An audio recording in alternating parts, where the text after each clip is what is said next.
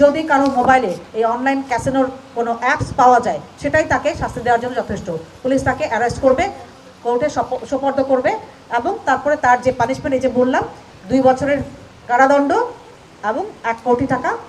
যদি কারো মোবাইলে এই অনলাইন ক্যাসিনোর কোনো অ্যাপস পাওয়া যায় সেটাই তাকে শাস্তি দেওয়ার জন্য যথেষ্ট।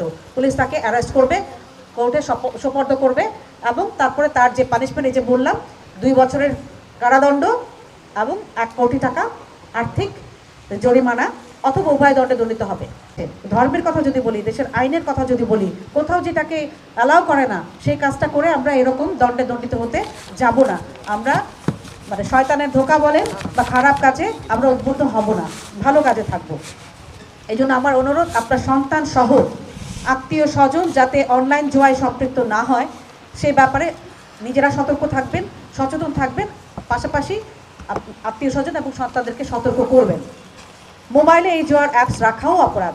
যদি কারো মোবাইলে, আমাদের পুলিশ আজকে রাত থেকে অভিযান পরিচালনা করবে, যদি কারো মোবাইলে এই অনলাইন ক্যাসিনোর কোনো অ্যাপস পাওয়া যায় সেটাই তাকে শাস্তি দেওয়ার জন্য যথেষ্ট। পুলিশ তাকে অ্যারেস্ট করবে, কোর্টে সোপর্দ করবে এবং তারপরে তার যে পানিশমেন্ট, এই যে বললাম 2 বছরের কারাদণ্ড এবং 1 কোটি টাকা আর্থিক জরিমানা অথবা উভয় দণ্ডে দণ্ডিত হবে। এই জন্য সবার মাধ্যমে আমি মেহেরপুর জেলার যারা অধিবাসী আছেন জানাতে চাই, আপনারা সচেতন হয়ে যান। যদি কারো অ্যাপসে থাকে, অনলাইন ক্যাসিনো খেলার জন্য যে অ্যাপস থাকে সেগুলো যদি থাকে ডিলিট করে দেন। আমরা আজকে থেকে অভিযান পরিচালনা করব, ধরা পড়লে তখন আমাদের কাছে অনুনয় বিনয় করে আর কোনো লাভ হবে না। তো এই ব্যাপারে আপনাদের মাধ্যমে আমরা প্রচারণাটা চাই। যারা এখানে আসছে তারা আগে বলবেন, সাংবাদিক ভাই যারা আছেন, বন্ধু যারা আছেন, তারা এটাকে ফলো করে প্রচার করবেন যাতে সবাই জেনে সচেতন হতে পারে এবং এই মেহেরপুর এই কলঙ্ক থেকে মুক্ত হতে পারে। মেহেরপুরের যারা সন্তানরা আছে, নেক্সট জেনারেশন আছে, তারা যেন এ থেকে বেরিয়ে আসতে পারে।